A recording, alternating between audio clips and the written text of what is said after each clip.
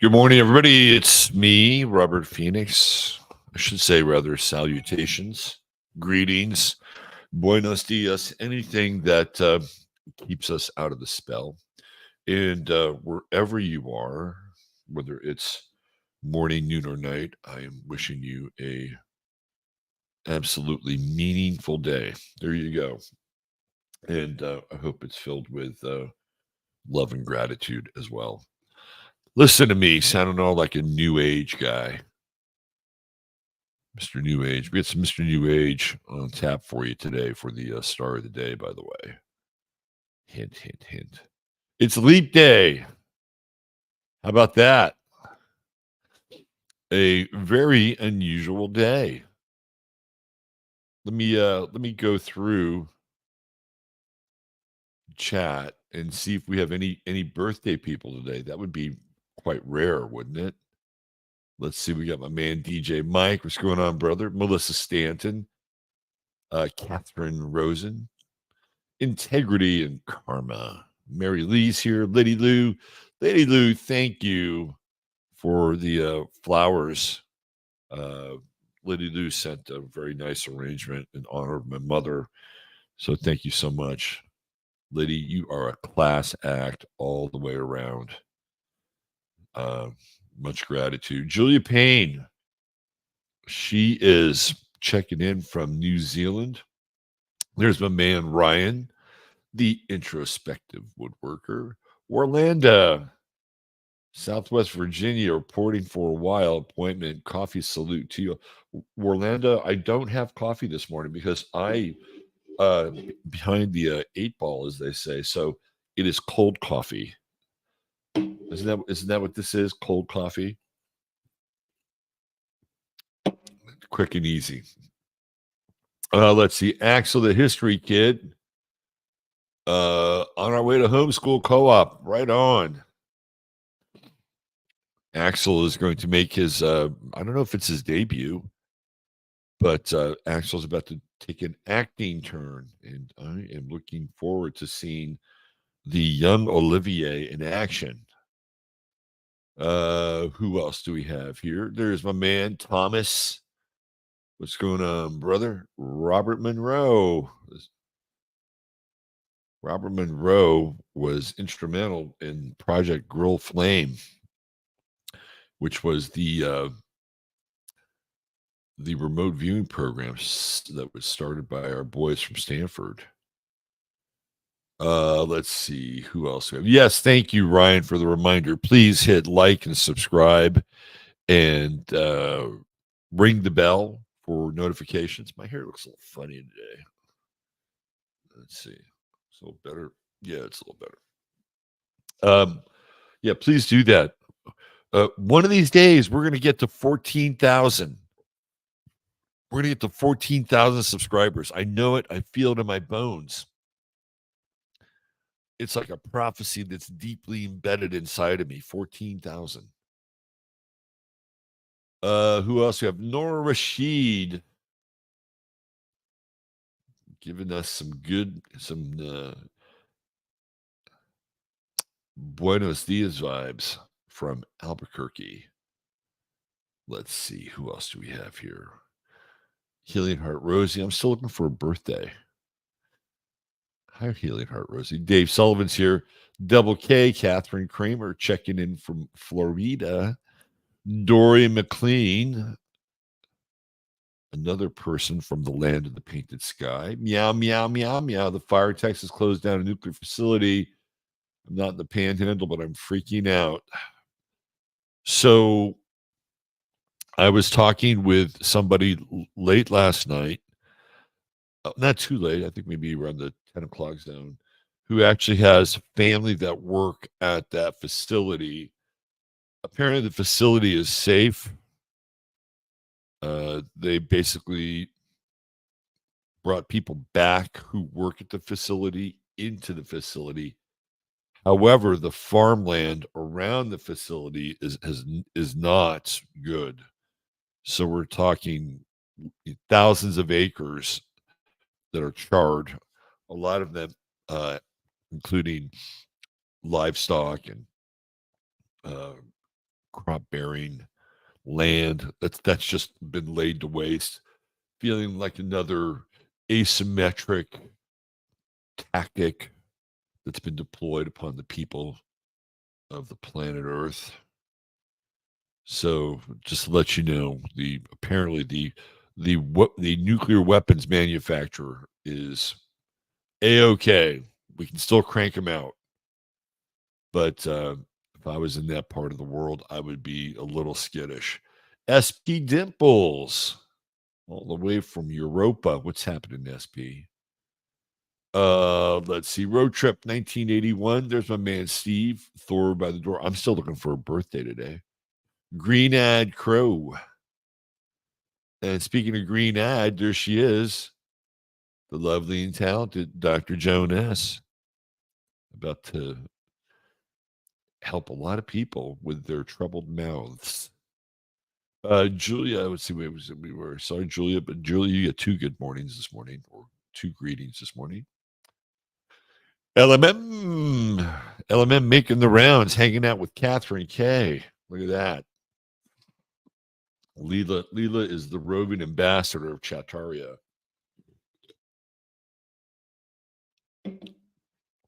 Veronica's barn. What's happening? Kelly and Kids. Kelly and Kids is here. Veronica, good to see you. Oh, New Mexico, that third world country called New Mexico.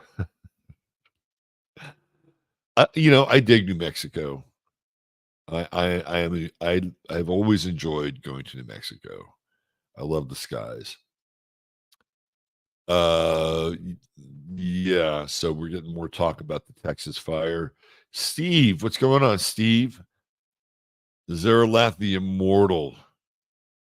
He is with us, bringing his immortal game, his immortality game. Harry Bowie, hey, what's happening? Claire is here from Scotland. Soul Traveler checking in. Namaste back, Kelly. BB, what's happening? We got Scuba Kel also in the house. Our deep diver, Elizabeth Bryan. She's here. Morning, Elizabeth. Derek Reagan Walls. Leap Day it is. Who else we have? Charlie. Let's see. Zoracle Dax. What's happening, Zoracle? Lisa Dawn T. Seguin. Pengreedy. Hi, Pengreedy. My birthday was yesterday. Maybe we'll do a belated happy birthday for Axel, the history kid. Moniz Phoenix, Dallas Hacking, happy leap day back to you. Terry Catterley, hi Terry. Joe Williams checking in from the UK. What's happening, Joe? Forget me not. Cold coffee is still coffee. The magic of the bean. Couldn't agree more, Rolanda. Let's see, Jay.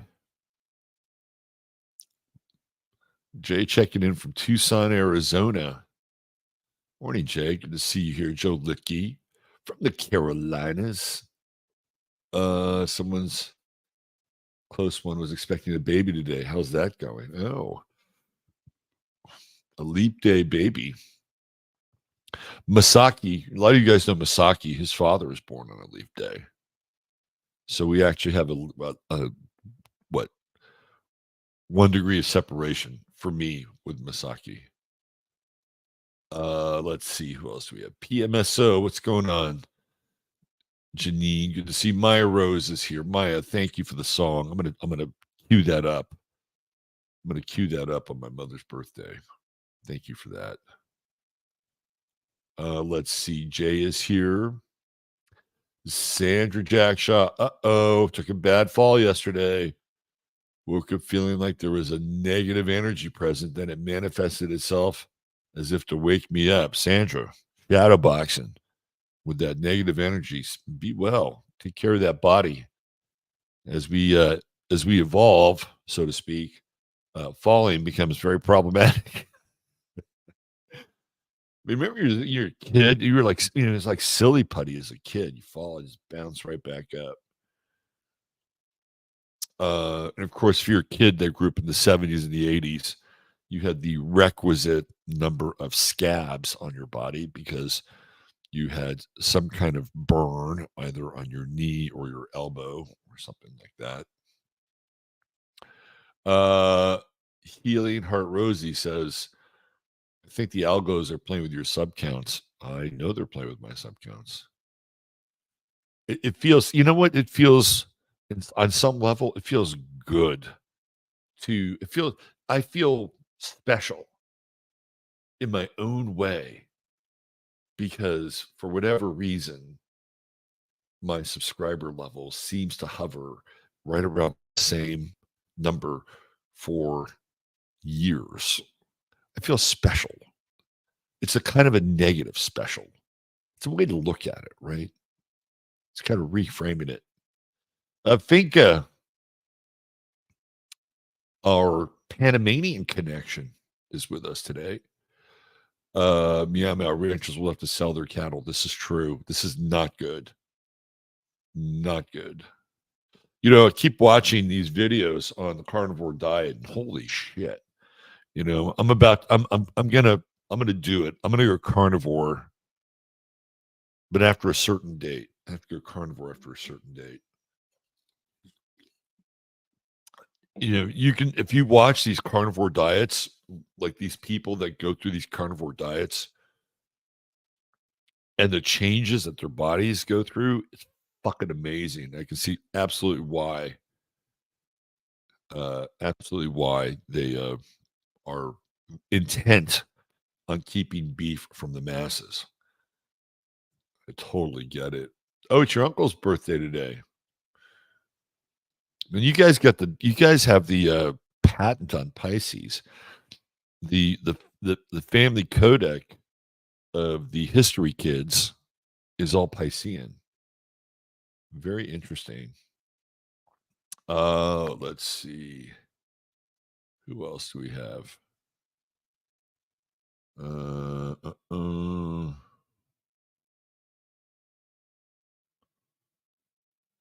Laura Elliott.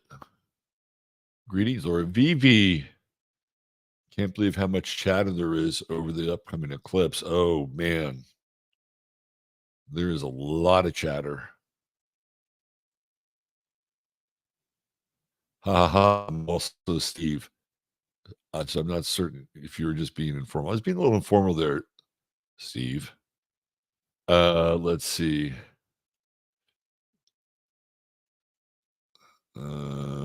Did somebody pass away? Tom had Gonzalo Lira's birthday. Gonzalo Lira was weird. Okay, I'm going to be that guy for a moment. I didn't say anything about when he passed away or whatever. I always thought that he talked about having a wife and a kid. If I'm not mistaken, a wife and a kid. Now, if I'm somebody who has a wife and a kid, my duty is to protect them.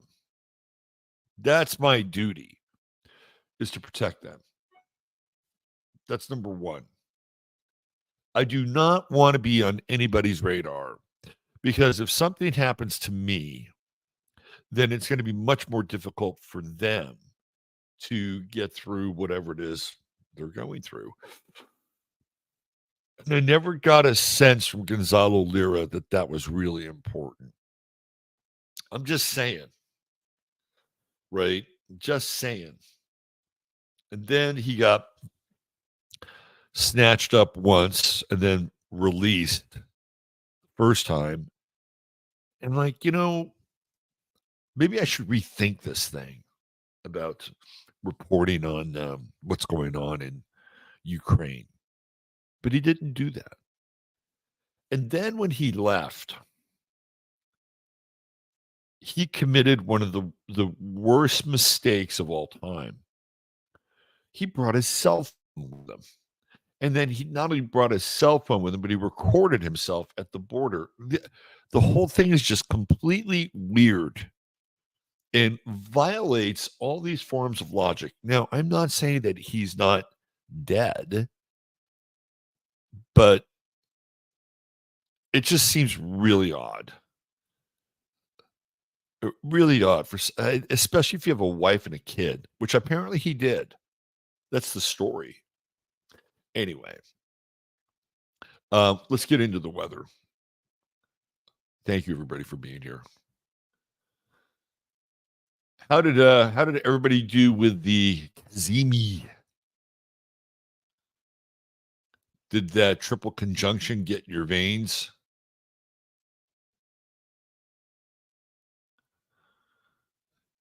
Do you feel a little more sacred, a little more holy? Do you feel like the universe has your back? Because to me, that's kind of how, if I had planets around those degrees, I think it would be interesting. But I do not.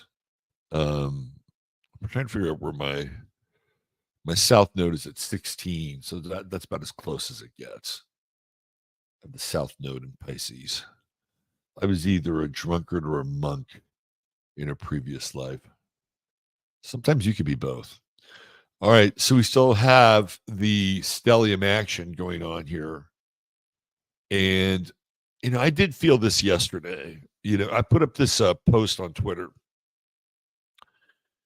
And this is astrological, so you guys might find this of interest. And it has to do with, what's his name? Bushnell, the guy who set himself on fire from in front of the Israeli embassy.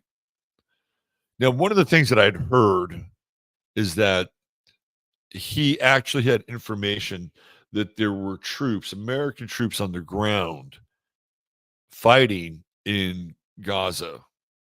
And because somehow he knew this, he was going to go to Guantanamo and he didn't want to do that. So he set himself on fire. I don't know if that's true or not.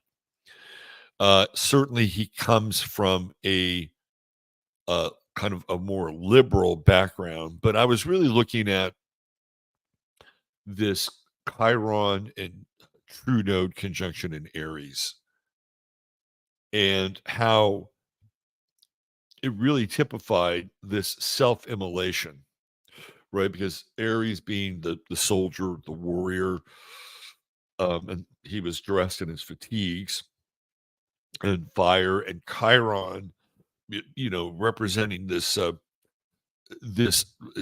deep vulnerability.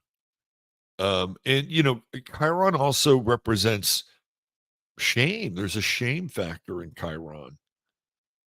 Did this guy feel ashamed? Did he feel guilty? Like, what was his motivation for the self-immolation? So to me, it was really a symbol of the Chiron True Node conjunction in Aries. And there's this young woman who I was following on Twitter because she was kind of funny, kind of Gen Z based funny. And she basically called him a cuck who couldn't cope, and I'm like, that's pretty fucking harsh. That's pretty harsh to address. I mean, I don't know. I actually think it takes a lot of balls to set yourself on fire. Now, you could call it cowardice. I think it takes a lot of balls to go through that and just, soak everything in lighter fluid or whatever, and then do the deed, right? That's fucking commitment. But it was just the tone of the reply, and it was like, man, here we go. That's what I was talking about yesterday with the Venus Mars conjunction and squaring Uranus and that hard bracing energy, right? And I was just like, do I want to get into this? Do I want to pull off the gloves and get into this on Twitter with somebody who I don't even know and don't even care about? And the answer to that was no, I'm not going to. So maybe that was some of the Piscean energy coming through. I did unfollow this person though. Not because of that, but because she said astrology is satanic. And I'm like, I'm not even going to get into this. You got to pick your battles, boys and girls. Got to pick your battles. And that was not one battle I wanted to get involved with. Right? It's like, my mother just passed away. You get into a place where it's like, my mother just passed away. And I don't want to get worked up in that way. Could, but I don't want to. I did get worked up a little bit with this whole Andrew Wiggins thing, which I do want to talk about because Wiggins is a Pisces. And to me, it kind of reflects the hard angles and the potential for release. So just to give you a backstory, Andrew Wiggins plays basketball for the Golden State Warriors. He's a Pisces, and he's very typical Pisces. He's really quiet. He's conflict avoidant, and his play is up and down like the tides of the ocean. Some days the tide is in, and man, Andrew Wiggins, he can play. Some days the tide is out, and it's like, have you seen Andrew? Is he around today? Right? He has that reputation. And at the start of the 2021-2022 season, of course, the NBA was forcing pretty much all their players to be vaxxed. Now, again, this is state by state. So if you played for the Dallas Mavericks or the Houston Rockets, you didn't have to be vaccinated. But if you played for the Golden State Warriors or the New York Knicks or the New York Nets or the Brooklyn Nets, you had to be vaccinated. Now, the hypocrisy of the whole thing is that if the Dallas Mavericks played a game against the Golden State Warriors in their arena in San Francisco, the Dallas Mavericks didn't have to be vaccinated, but the Warriors did. So, if you were playing in Texas, you carried the privilege of not being vaxxed wherever you played in the NBA. However, if you were in a state that required a vaccination, you were screwed, right? So Andrew Wiggins did not want to be vaccinated. And I remember this time because, I was really, on guard on this whole situation. And the media and the fans were all over Andrew Wiggins' case for not getting vaccinated.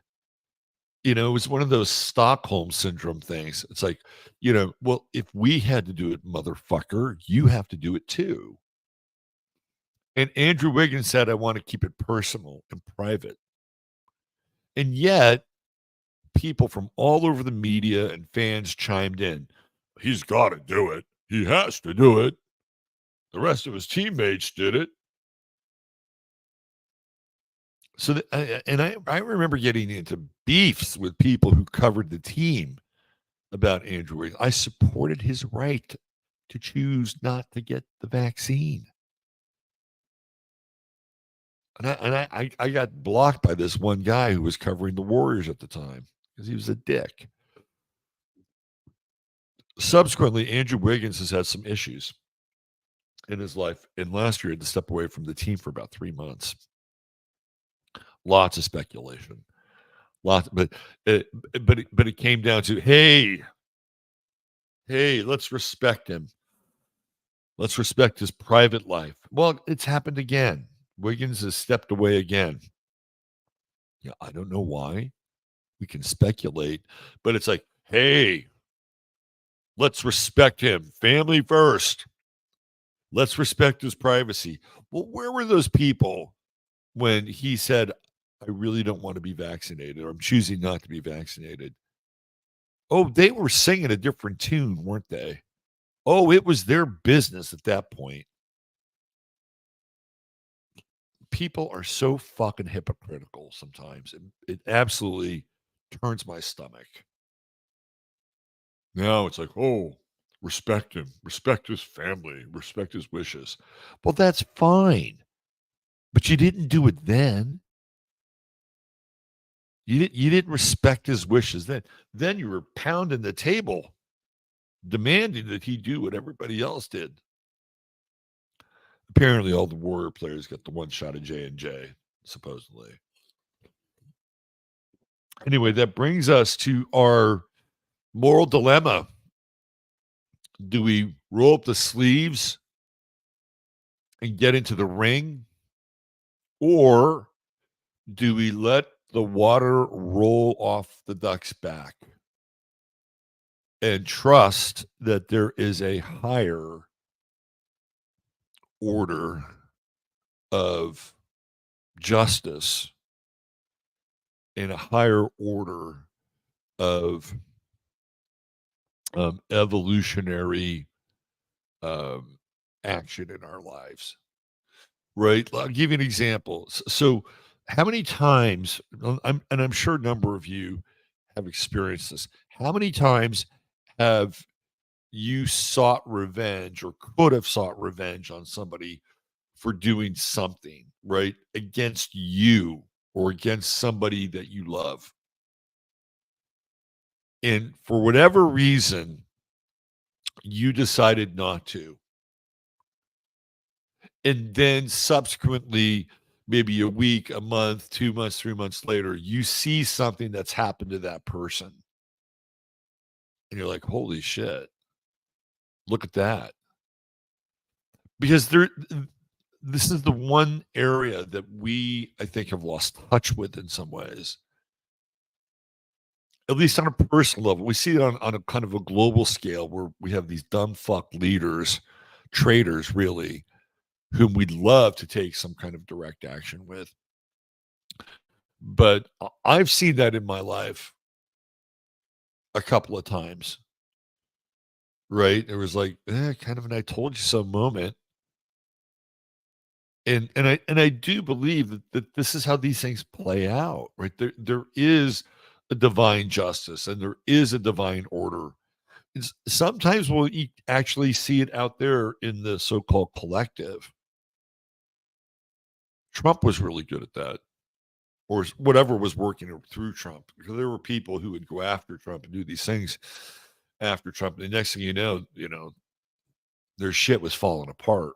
That had nothing to do with anything Trump did. But there was that kind of that odd kind of supernatural quality where these things would just happen, and it happened quite frequently, actually. So this is one of those days where do you want to roll up your sleeves and do you want to take justice into your own hands, or do you want to say, "Hey, I'm kind of good right now, and I'm going to let this thing work itself out on its own accord"?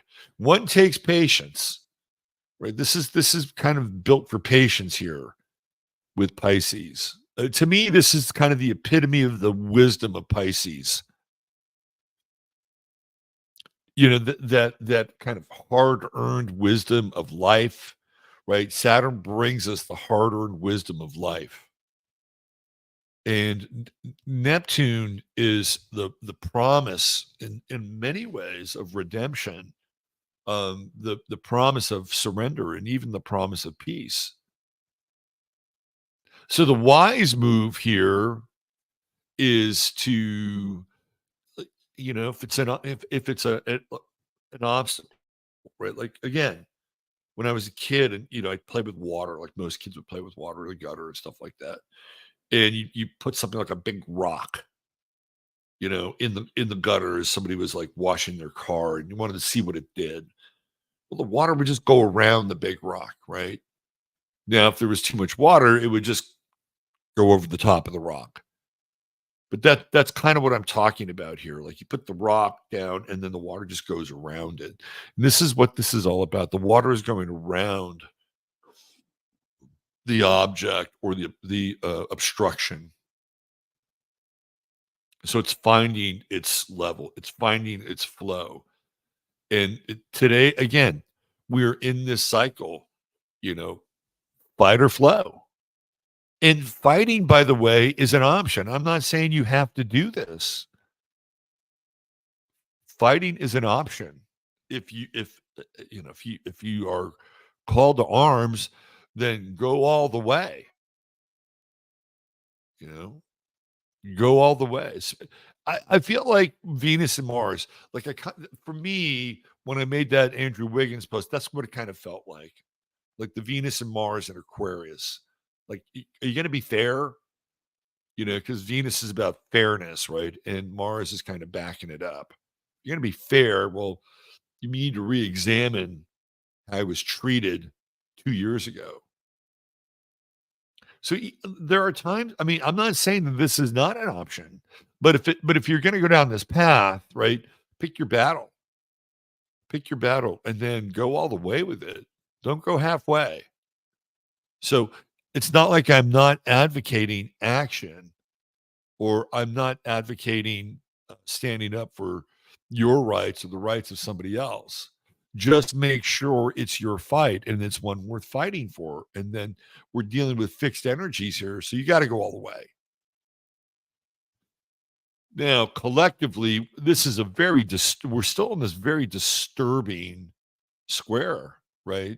And now we have the moon coming in Scorpio over the next couple days. And ladies and gentlemen, boys and girls, we're going to have a big fixed T square and immovable object meets irresistible force, something along those lines. And remember, I was talking about the housing market and news around the housing market and properties, uh, and money in general. Right? This is one of those areas where people are feeling precarious about their resources. There's a lot of buzz around these oligarchs like Jamie Dimon and Jeff Bezos dumping shit tons of stock, right? And I think there's been some downgrading financially. So, and there are people who know a lot more about the money game than I do. I follow it only because I have to follow things in the world to stay informed and be able to make these connections.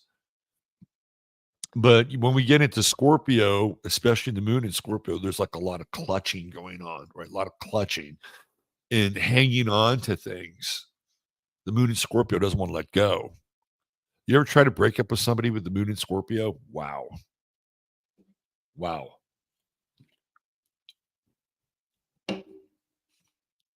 That's a story for another time. Uh, but that's what it brings, right? It brings that sense that, I will kill the motherfucker that tries to take my shit. Because Scorpio does. There's no halfway measure here. The downside with the moon in Scorpio is like the moon in Taurus is just largesse. Like, I just have all these things and it's so beautiful. Here, would you like some? Would you like some? The moon in Scorpio is not like that. The moon in Scorpio is mine, mine, mine. This is mine. This is mine. And a lot of people that have moon in Scorpio, not it's not a total profile, but they grow up in families that are intense. There's an intensity to the family. And I had an experience with two very important women in my life who had moon in Scorpio, and their family situations were intense, and they were both very extreme in a lot of ways. Like, one was Jewish and had a very intense Jewish father. Well, I don't want to get into the story, but super intense, right? And the other was Catholic and a very intense Catholic family, lots of kids. Like, they went all the way with the Catholic thing. So you can see this with the moon in Scorpio. It's kind of all or nothing. And it feels like we're coming into this phase. And again, we're talking about big picture stuff where there's an air of desperation. This eclipse now is starting to really become ominous. This eclipse in April is quite ominous. And maybe we're starting to clue into this eclipse a little bit with this T square that we're dealing with. So I don't think that the energy of the weekend is going to be all that pleasant or all that fun.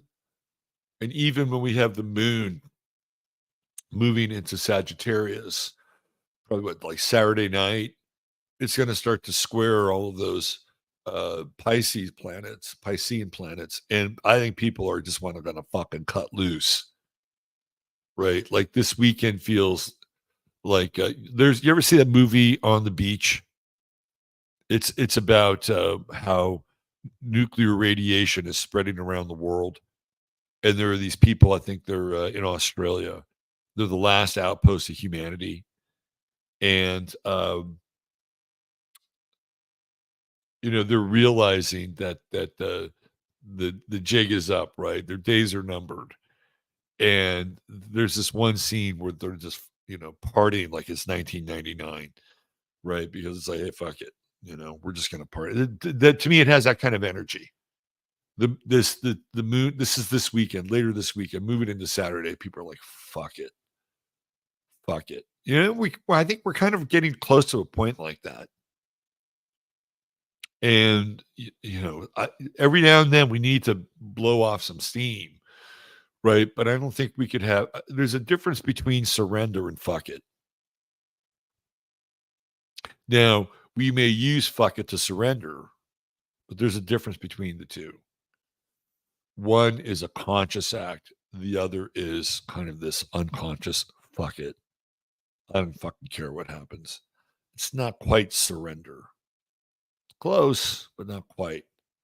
So I feel like there's a lot of financial fear and a lot of financial anxiety, especially tomorrow getting stirred up. But again, if you have, this is the key here, if you have faith or whatever kind of quality that you sort of anchor and bolt into your life, it's gonna help you out. It will help you out. Now, here's a personal note with the moon in Scorpio, and it's in that trine with Mercury. Listen to your instincts. Pay attention to your instincts. Heed your instincts. This is one of those days where the radar for the general pop is heightened. So don't check out there. Pay attention.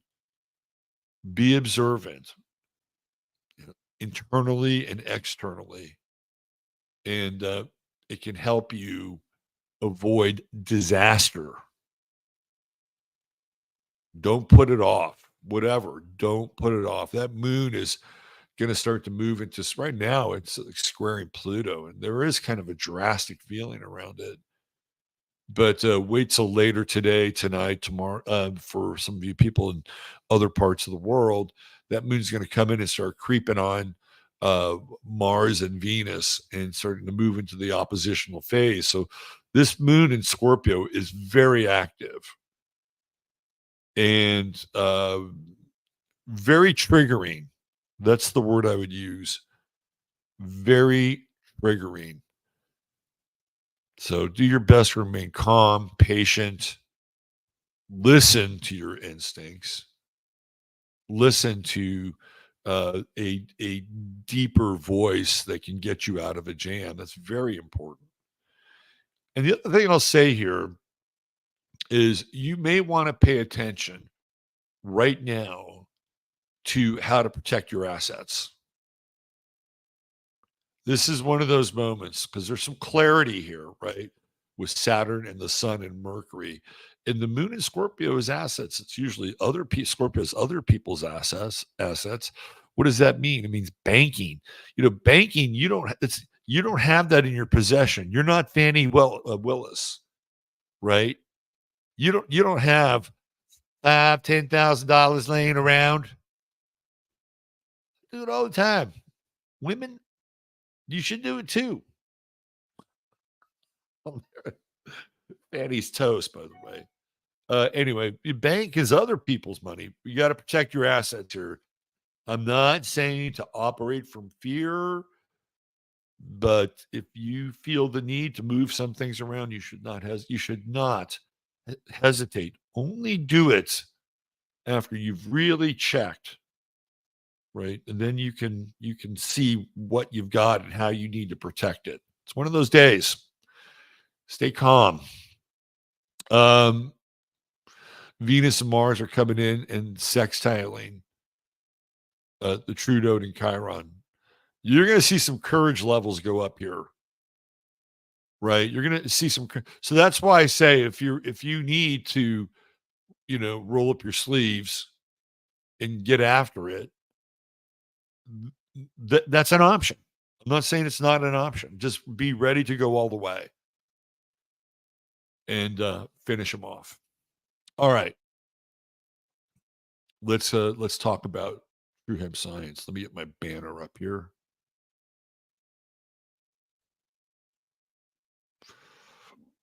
This is where we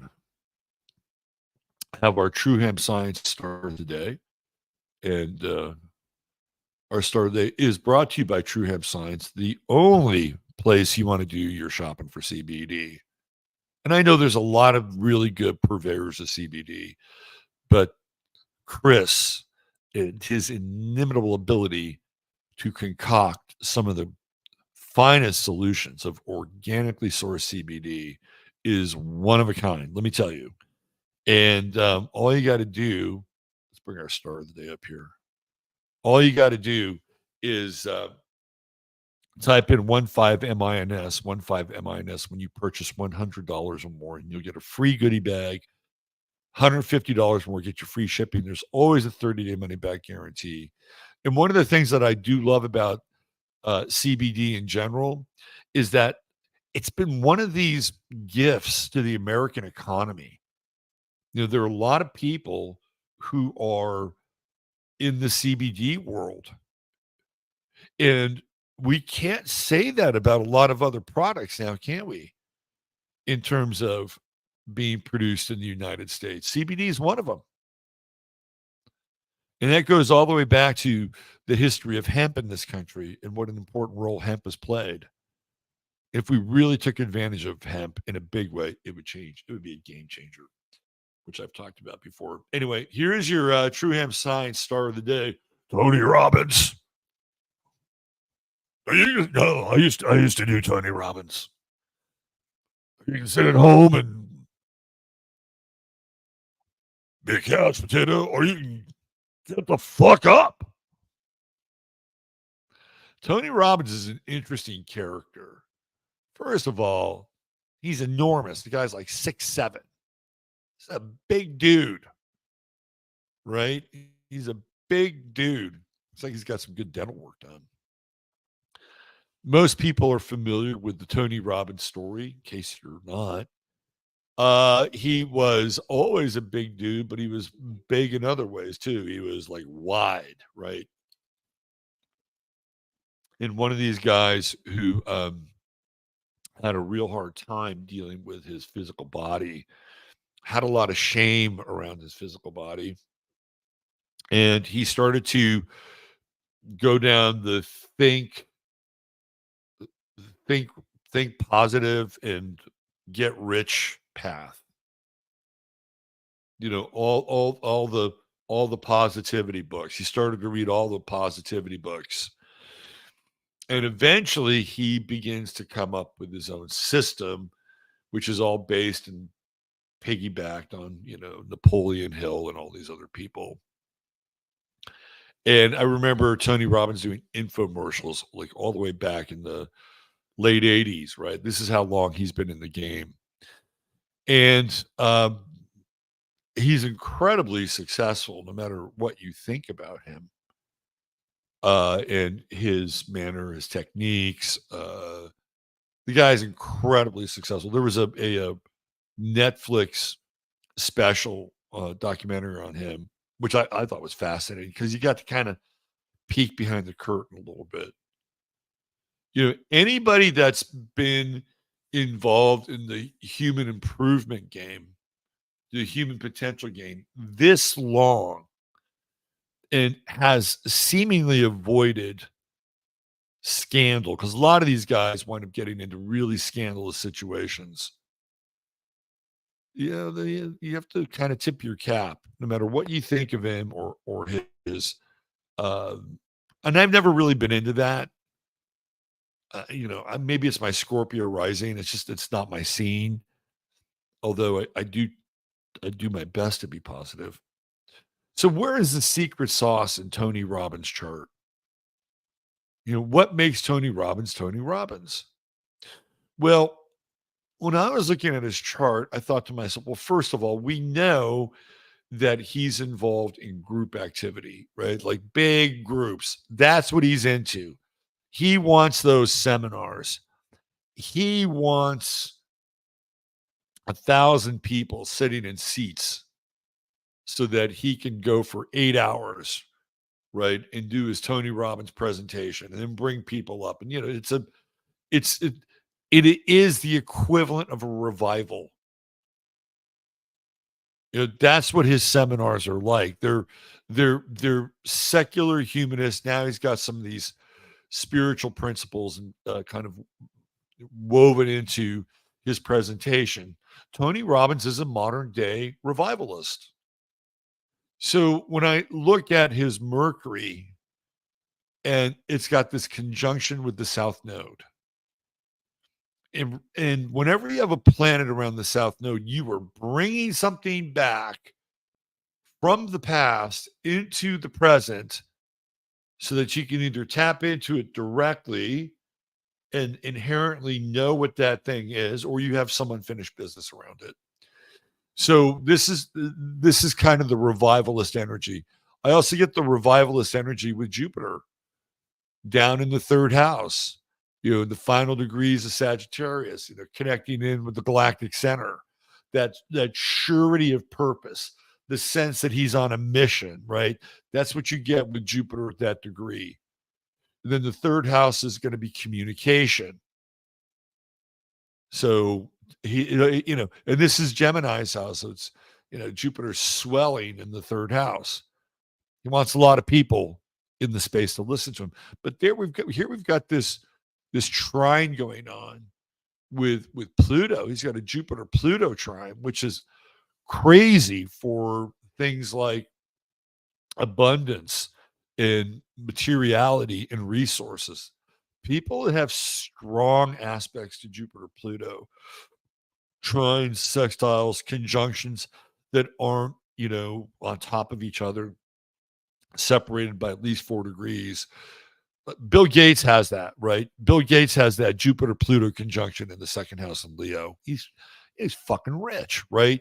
So Robbins is emulating and mirroring and manifesting that kind of abundance. And where is it taking place? It's in groups. And look at his part of fortune right there in a conjunction with Pluto in the 11th house. The 11th house is Tony Robbins' moneymaker. He can sell books and he can sell videos, whatever, passive income, right? That's also going to be very third house. But this is where he wants people, right here. This is where he wants people. He wants people to pay $250 a seat, and he wants 1,000 people. Sometimes it's more. I'm sure if you sit within the first 3 rows of a Tony Robbins event, you're probably paying upwards of $1,000, maybe more. I don't know. I've never gone to one. Never had the desire to go to one. But that revivalist energy, right? To me, that's that South Node, right there. That South Node, and that square with Jupiter just makes everything bigger, right? Just makes everything bigger. And sometimes with the Mercury Jupiter square, you could kind of play fast and loose. But I think Robbins is smart enough to know that if he plays too fast and too loose, people will call him on it. And that's Mercury in the 6th house. Like, you have to know your facts.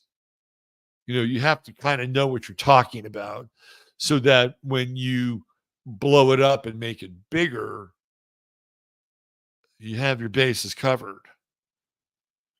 And this is where the revivalist energy comes in. And he's got the sun in the 5th house. He's a performer. Tony Robbins is a performer. That's the actor, right? Like, he's playing a role. Now, is there a difference between Tony Robbins off the stage and Tony Robbins sitting around his house having a smoothie with his wife? Probably, probably, but maybe not a whole lot.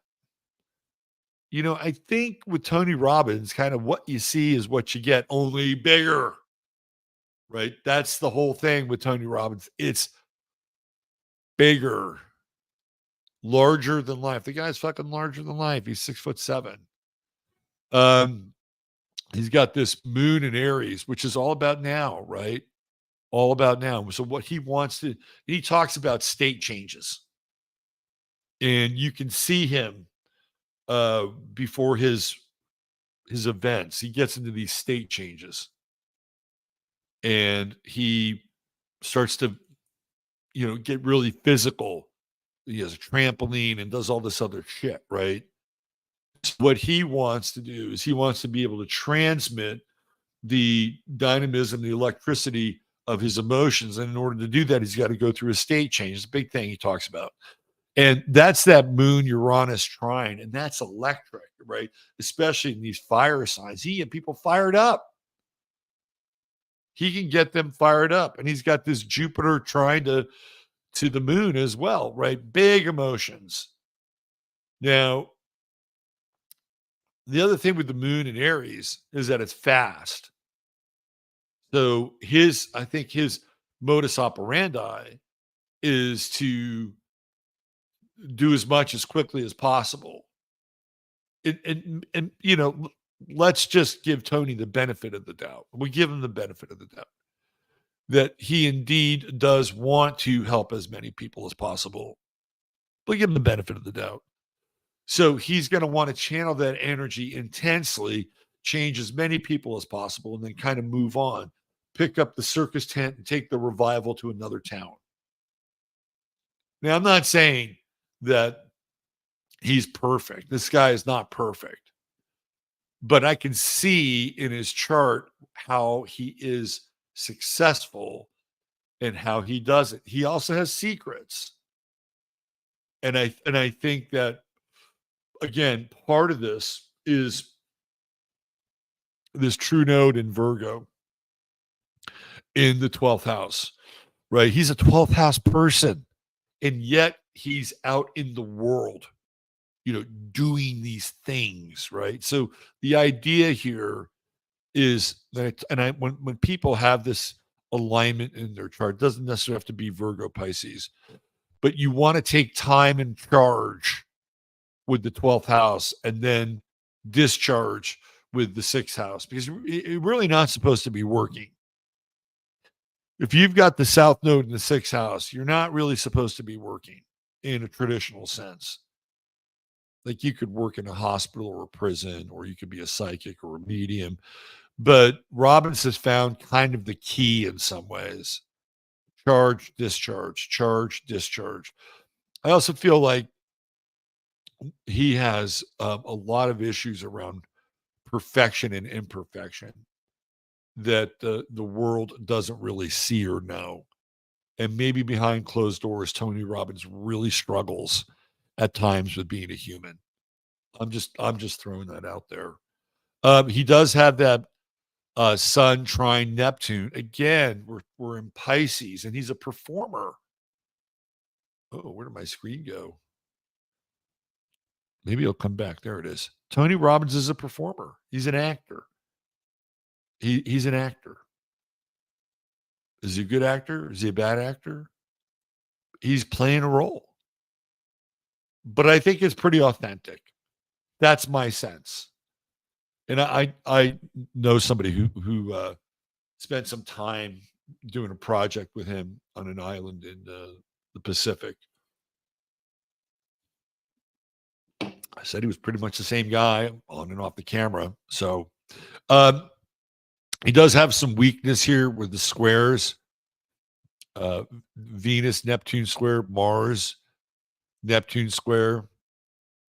And so I do think, he's got that Venus-Mars conjunction, which is really odd because, he's not very feminine, but I think if you have watched his evolution, he married this woman back in the 2010s who was very into meditation and yoga. And I think she's really changed his life, right?